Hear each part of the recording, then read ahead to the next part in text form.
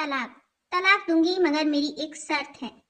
जब मैं रात को घर पहुंचा तो मेरी पत्नी ने खाना लगाया। मैंने उसका हाथ अपने हाथों में लिया और कहा, मुझे तुमसे कुछ जरूरी बात करना है। वो शांत बैठकर खाना खा रही थी। उसकी आंखों में कुछ दर्द सा साफ नजर आ रहा था। अचानक मुझे नहीं पता कैसे कहूँ, मगर मुझे उसे बताना ही था। मैंने बड़ी शांति से कहा, मुझे तलाक चाहिए। लगा जैसे उससे मेरे शब्दों से कुछ फर्क नहीं पड़ा, बल्कि उसने मुझसे पूछा, क्यों तलाक चाहिए? मैंने उसके सवाल को अनसुना किया तो उसे गुस्सा आ गया। उसने चम्मच उठाकर फेंक दिया और जोर से चिल्लाई, तुम इंसान नहीं हो। उस रात हमने एक दूसरे से बात नहीं की। वो रो रही थी। मुझे पता था कि वो जानना चाहती थी कि आखिर ऐसा क्या हुआ जो हमारा रिश्ता टूटने की कगार पर आ गया। पर मेरे लिए उसके सवालों का जवाब दे पाना नामुमकिन था। मैं अब किसी और से, प्रिया नाम था उसका, प्यार करने लगा हूँ। अब मुझे उससे प्यार नहीं रहा। मैंने उसे उसके वर्षों के प्यार की सजा दी थी। भरे मन से मैंने तलाक के पेपर तैयार किए। उसमें लिखा था कि वह पूरा घर, कार और कंपनी की 30% शेयर ले सकती है इस तलाक के बदले। लेकिन उसने उन पेपर्स को देखा और उनके टुकड़े टुकड़े कर दिए। वो औरत जिसने मेरे साथ जीवन के 10 साल बिताए थे, वो आज मेरे लिए अनजान हो चुकी थी। मुझे इन 10 सालों का जो उसने मेरे लिए बर्बाद किए, मगर मैं क्या करूं? जो हो चुका उसे मैं बदल नहीं सकता था, क्योंकि मैं किसी और से, अपनी पत्नी से भी ज्यादा प्यार करने लगा था। आखिरकार उसके सब्र का बांध टूट गया और वो फूट फूट कर मेरे सामने रोने लगी। मेरे लिए उसका रोना एक तरह से उसकी रिहाई की तरह ही था। तलाक की ये बात जो कई दिनों से मुझे परेशान कर रही थी, अब बिल्कुल साफ हो चुकी थी। अगले दिन मैं घर काफी लेट आया। मैंने देखा कि वो टेबल पर बैठकर कुछ लिख रही थी। मैंने शाम का खाना नहीं खाया था, लेकिन फिर भी मैं सीधे ऊपर जाकर अपने कमरे में सो गया, क्योंकि पूरा दिन प्रिया के साथ रहने और कई जगह घूमने के बाद थक गया था। वो शायद रात को उसी टेबल पर लिखते लिखते सो गई थी। सुबह उसने तलाक की शर्तें बताई। वो मुझसे कुछ भी लेना नहीं चाहती थी। उसे सिर्फ तलाक से पहले 1 महीने का समय चाहिए था। उसने आग्रह किया कि इस महीने में हम दोनों वही पुराना वाला जीवन जिए, जितना संभव हो सके, क्योंकि आने वाले महीने में हमारे बेटी की परीक्षा है। वह नहीं चाहती थी हमारे टूटे रिश्ते का प्रभाव उसकी पढ़ाई पर पड़े। मुझे भी यह ठीक लगा, मगर वो कुछ और भी चाहती थी। जैसे शादी के दिन में उसे उठाकर अपने सैन कक्ष तक ले गया था, उसी तरह हर रोज 1 महीने तक मैं उसे सैन कक्ष से उठाकर मुख्य द्वार तक ले जाऊं।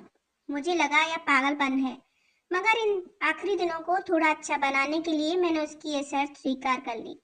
मैंने प्रिया को अपनी पत्नी की सभी शर्तें बताई। वो हंसने लगी। उसे लगा मेरी पत्नी कितने भी तरीके अपना ले, तलाक तो तय है।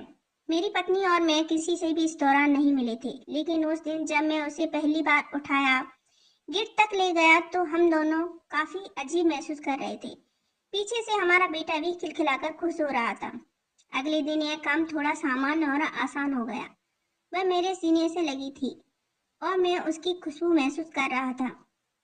ऐसा लगा जैसे कई दिनों बाद मुझे यह खुशबू मिल रही है, या फिर कई दिनों से मैंने उसके होने का महसूस नहीं किया था। पहले जितनी उसमें वो कसाव नहीं था, और चेहरे पर कुछ हल्की झुर्रियां नजर आ रही थी और बाल भी काफी सफेद होने लगे थे। ये वही औरत थी जिसने अपने जीवन के 10 साल मुझे समर्पित किए थे। चौथे दिन जब मैंने उसे उठाया तो वो पुराना रोमांस लौटने लगी थी। 5वें और 8वें दिन वो पुराना प्यार फिर जागने लगा। मैंने प्रिया को इस बारे में कुछ भी नहीं बताया था। अब उसे उठाना और आसान हो गया था। शायद हर रोज यह सब करने का मैं आदी हो गया था। एक दिन वह अपनी पसंद की साड़ी निकाल रही थी, लेकिन कुछ खास नहीं ढूंढ पाई। उसने सांस भरते हुए कहा कि उसके सारे कपड़े बड़े पड़ने लगे हैं। तब मुझे पता चला कि वह काफी दुबली हो गई है और इसलिए मैं उसे आसानी से उठा पा रहा था। मेरे दिल को एक झटका सा लगा। उसने अपने दिल में काफी सारा दर्द छुपा रखा था। पता नहीं कैसे मैं आगे बढ़ा और उसके सिर को छूकर देखा। अचानक हमारा बेटा आया और बोला कि पापा, ये तो मम्मा को उठाकर बाहर ले जाने का समय हो गया है। उसके लिए अपने पापा द्वारा मम्मा को इस तरह उठाकर ले जाते हुए देखना जीवन का अभिन्न हिस्सा बन गया था। मेरी बीवी ने हमारे बच्चे को बुलाया और जोर से उसे गले लगा लिया। मैंने अपना चेहरा दूसरी तरफ कर लिया। मुझे लगा कि मैं अपना निर्णय न बदल लूं, मैंने अपनी पत्नी को रोज की तरह उठाया और बेडरूम से सिटिंग रूम लेते हुए हॉल तक लाया। उसने प्यार से अपने दोनों हाथ मेरी गर्दन के आसपास रख दिए। मैंने उसे जोर से पकड़ रखा था, बिल्कुल हमारे सुहागरात की तरह, मगर उसका इतना कम वजन मुझे परेशान कर रहा था। महीने के आखिरी दिन जब मैंने उसे उठाया तो मेरे लिए एक कदम भी चल पाना मुश्किल हो रहा था। हमारा बेटा स्कूल जा चुका था। मैं अपनी कार में ऑफिस गया और कार से कूदकर बाहर आ गया, बिना कार को लॉक किए। मुझे डर था कि अब एक पल की भी देरी कहीं मेरा इरादा ना बदल दे। मैं ऊपर गया, प्रिया ने दरवाजा खोला और मैंने उससे कहा, सॉरी प्रिया, अब मैं अपनी पत्नी से तलाक नहीं लेना चाहता। उसने मुझे देखा और मेरे सिर पर हाथ फेर कर कहा, तुम्हें बुखार तो नहीं है? मैंने उसका हाथ हटाया और कहा, सॉरी प्रिया, अब मुझे अपनी पत्नी से तलाक नहीं चाहिए। हमारी शादीशुदा जिंदगी शायद हम दोनों के ध्यान न देने की वजह से बोरिंग हो गई थी, लेकिन इसका मतलब यह कतई नहीं कि हम एक दूसरे से प्यार नहीं करते। अब मुझे एहसास हुआ है कि जिस दिन मैं उसे शादी करके अपने घर लाया था, उस दिन से जीवन के आखिरी दिन तक मुझे उसका साथ निभाना है। प्रिया के होश उड़ गए। उसने मुझे एक जोरदार चांटा जड़ दिया मेरे मुंह पर। वह रोने लगी और दरवाजा अंदर से बंद कर लिया। मैं सीढ़ियों से नीचे उतरा और आकर अपनी कार में बैठ गया। आगे एक फूल वाले की दुकान पर रुका और अपनी प्यारी पत्नी के लिए एक सुंदर सा गुलदस्ता लिया। दुकानदार ने पूछा कि इस पर क्या लिखना है। मैंने मुस्कुराते हुए कहा कि मैं तुम्हें जीवन के आखिरी दिन तक यूं ही उठाता रहूंगा, मेरी अर्धांगिनी। उस शाम जब मैं घर आया, हाथों में गुलदस्ता लिए, मेरे चेहरे पर एक मुस्कान थी। मैं ऊपर अपने कमरे की तरफ भाग कर गया, लेकिन तब तक वह मुझे छोड़कर इस दुनिया से जा चुकी थी, हमेशा के लिए।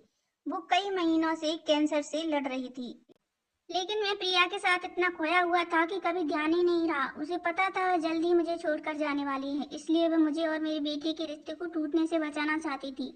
मैं नीच उससे तलाक लेना चाहता था, लेकिन फिर भी उसने मेरे बच्चे की नजरों में एक प्यारा पति और पिता बना दिया था।